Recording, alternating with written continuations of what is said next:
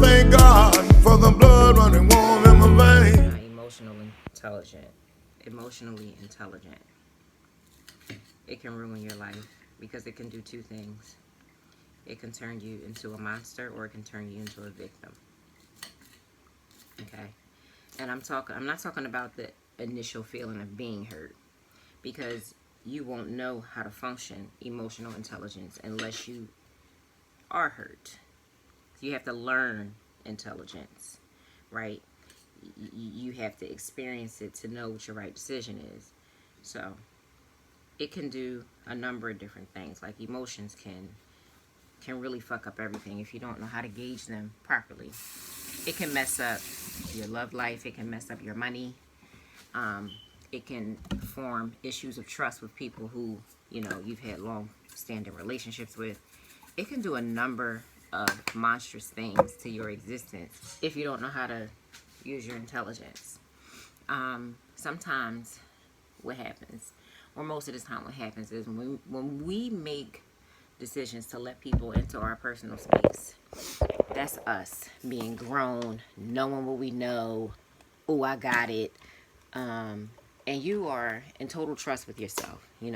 You've gotten past the stage where you needed to ask mom and dad first, or ask your friend if you think they're good enough for you. And that shouldn't even be a question for them. It should be a question for you. But again, that feeds back into the issue of confidence or the lack thereof. So when you make decisions and then mistakes form out of that, if you're not emotionally intelligent, what you can do is you can make the same mistake. So I said the other day, wisdom doesn't come from not practicing. It comes from the actual mistake, or the cycle repeating itself is you making a mistake, saying sorry, which is a cop out, and then doing the same thing again. The wisdom is understanding the good and the bad side of it, learning the pain, so that when you see the sequence of the pain coming through again, you know how to avoid it and not practicing it again. That is wisdom. Okay? So then when you get to that breaking point, right, and you see that same energy coming back, you know which way to turn, because your wisdom tells you, oh, I've already been down this way before. Let me turn this way. Let me put this boundary here. Let me do this way, right? So you learn wisdom. When it comes to emotional intelligence, and when people put misapplied hope, they misapply hope. Now, I did a YouTube video on this a couple years ago. They go down the same road. The person has said sorry. They've agreed to be on whatever types of terms. It could be friendship. It could be a business relationship. It could be romantic. It doesn't matter. And they give the person a chance again. When you see yourself going down that same road again with them, you haven't put any new rules in place. You haven't put any type of boundaries anywhere. What you do is you put hope there. You misapply it. Hope don't belong there.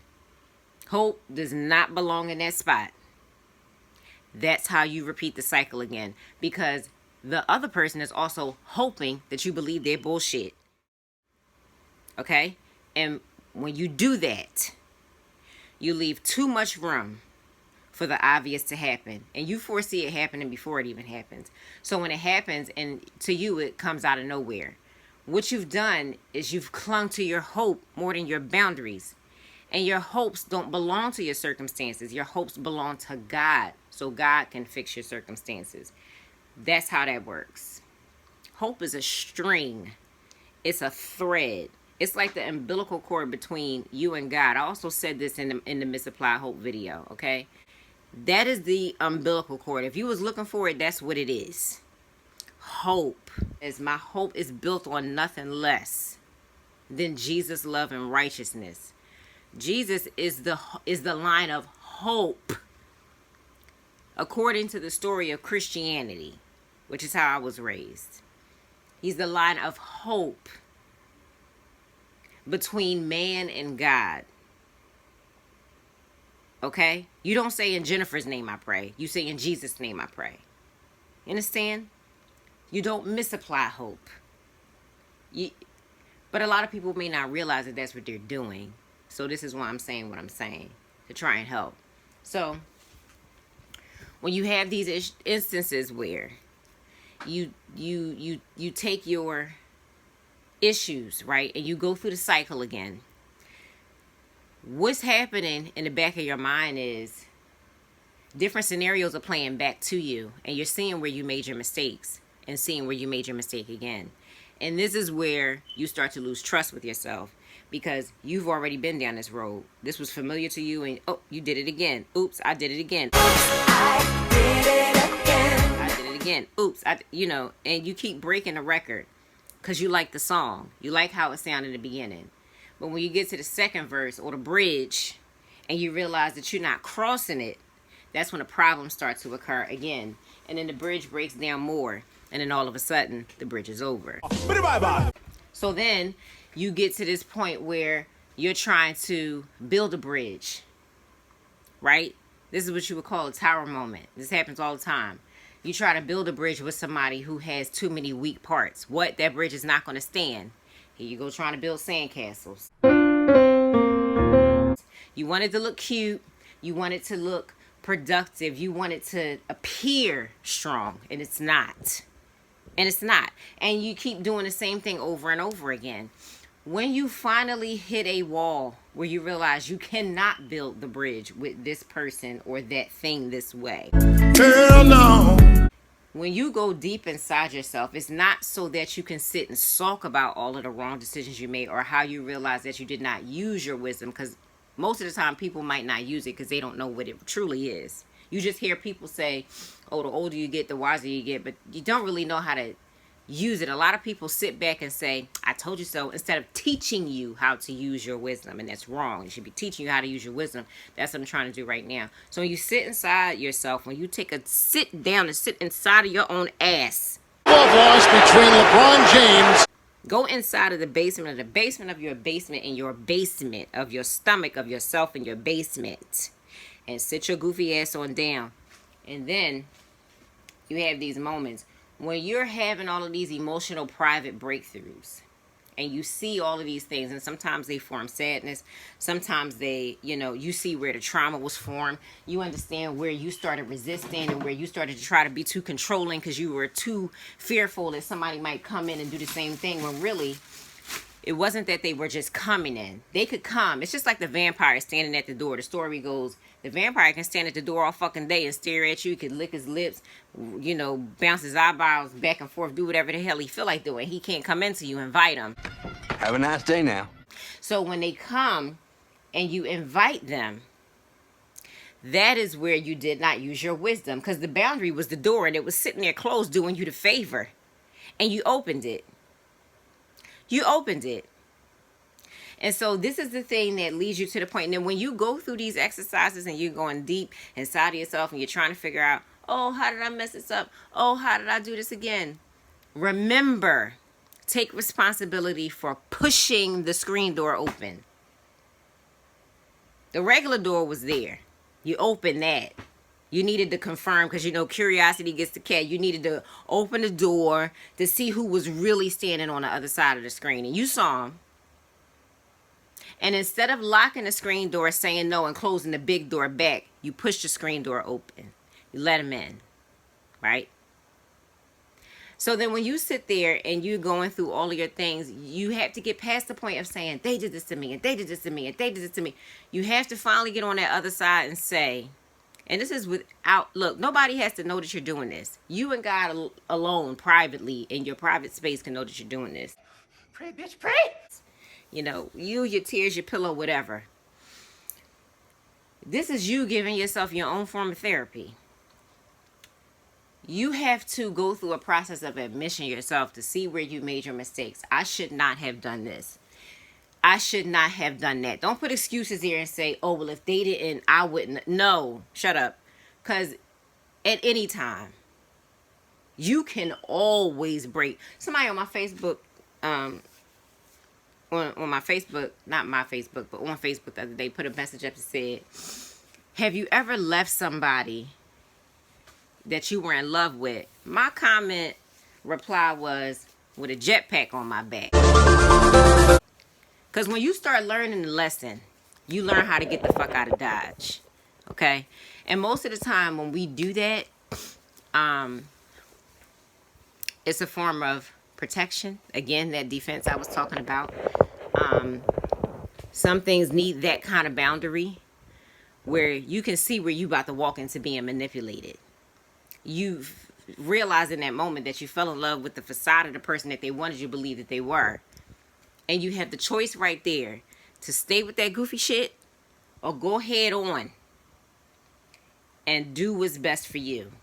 I'm gonna do like Jesus H. Christ would do in a situation such and such, and I'm gonna turn the other cheek. And a lot of people feel guilty about doing what's best for them because they become codependent and want somebody else to tell them what's best for them. When they can't do that, they can make suggestions, they could recommend, but they don't hold your heart and go to sleep at night with all of the things that you go to sleep with and all of the thoughts that you have, and they don't hear the things that God is trying to say to you specifically. So they can suggest and make recommendations, and that's fine. But that is not the end-all be-all of how that's supposed to be. There's a relationship that needs to be developed between you and God, whoever your God is. The one that helps you be more faithful, consistent, committed, kind, passionate, fiery, angry at wrong, okay? Because you're supposed to apply these things properly. Just because somebody is God-fearing and believes in spirituality don't mean that they don't get mad. You think everybody that's religious and spiritual is a monk. No, we're not. No, we're not. And we're supposed to be filled with just as much passion as the vengeful. What's the word I wanted to... Did I just mix a word together? I don't know. Those that seek vengeance, we're supposed to be as passionate as them. Because you're supposed to stand up for what the right thing is the way people stand up for the wrong thing. You're supposed to have just as much passion as they do. But instead, nice people, oh, let me just be humble and kind. No. No. Listen, that's part of emotional intelligence too.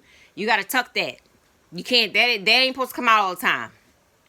You try it at first, but you know good and well, once you become emotionally intelligent, you understand the energies that you're coming in conflict with.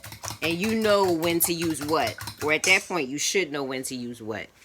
When you learn more of your intelligence, you will see how easy it is. Not always. But you'll see how okay, not how easy it is. Maybe you've done yourself the favor. You'll see how you've actually done yourself a huge service by sitting, waiting, and using the intelligence that you've already had all this time. Maybe the things that you've gone through before have hindered you from seeing it, or, your wishes and your ideas of how you want things to turn out blind you, or make certain things that you should not put up with okay. Right? And you just say, oh, well, it's just this. Oh, well, it's just this. And then you become the poster child for, oh, well, it's just this. Oh, well, it's just this one time. Oh, well, it's just this one thing. Oh, it just becomes too much of a burden. And so then when you get to this space of finally being able to see yourself, some people dangerously sit there and sulking. What you're supposed to do is allow yourself to accept. After you've gone through the admission part, you're supposed to allow yourself to go through the acceptance part. When you go through the acceptance part helps you to pick up the pieces that you need from whatever fell over. Again, referring to the tower. And moving forward, so that when you build your bridge, you realize that you're building it to support yourself and then those that are able and willing to cross it. Not cross it to break it down, but crossing it and showing how strong it really is. Like walking on it, walking with it, but not to ruin it. Like, you know how people walk over you and all that. Not like that. So then what happens is the other person might be on the other side of that ocean. And they could be building a bridge too and coming to the same realization. This is when you come into your twin experience, right? Because trust me, the twin is going through the bad stuff too. But this is where you build your bridge And when you are becoming divine, you meet the other bridge builder. And then, do you under, over, inner, outer stands? Okay. Because being able to get yourself into a space where you can confidently make decisions again to move forward is the key to life. Sometimes it hurts only because your wants. My mother used to always say, your wants are never too old to hurt you. Meaning you could want something so bad and be practicing the same goofy ass habits into your 60s and 70s and still being hurt by the same people, but out of habit and out of cycle and out of familiarity. You keep doing the same thing, thinking that you're serving your best purpose in life. You haven't even started serving yourself yet. And then sometimes when you do get that old, a lot of people say, oh, well, I'm old now, I'm going to die soon, I might as well not. No, you might as well, because you still here. You still got grace. You still woke up to realize the things that you should have, seen before. But thank goodness you see it now. Thank goodness you see it now. So now that you see it, you don't allow yourself to just go back up in the corner and be like, oh, well, my days is counting. And why are you killing yourself? What are you doing that for? You done already did it with the decisions that you made. Now clean it up. Okay? Make your way straight. Be an example, because a lot of people think that wisdom comes from older people. That is not always true. It's not always true. It's not. Sometimes I think that kids and babies are more wise than adults because they're less tainted. They say what they need to say, do what they need to do, and mind their business. And they also mind other people's business and got an opinion to say about all of it. But I think that what was I saying? As far as being at a certain age and thinking that you're not well off enough to make a decision. Yes, you are.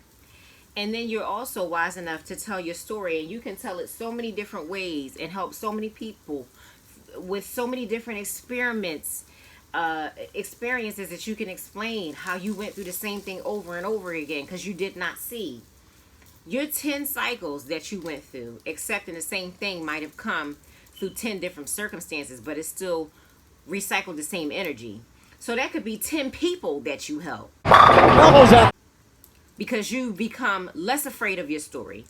And you got to the point of being able to tell it. So when you get to that point of being able to tell it, you can help those other people out. Because they're looking for help. They're looking for help. And you got it. So, I'm about to finish scrambling my eggs. Drink my coffee, mind my business. Thank you so much for listening. I don't know what I'm going to talk about next. But I'll see y'all when I come back. Bye. That's all, folks.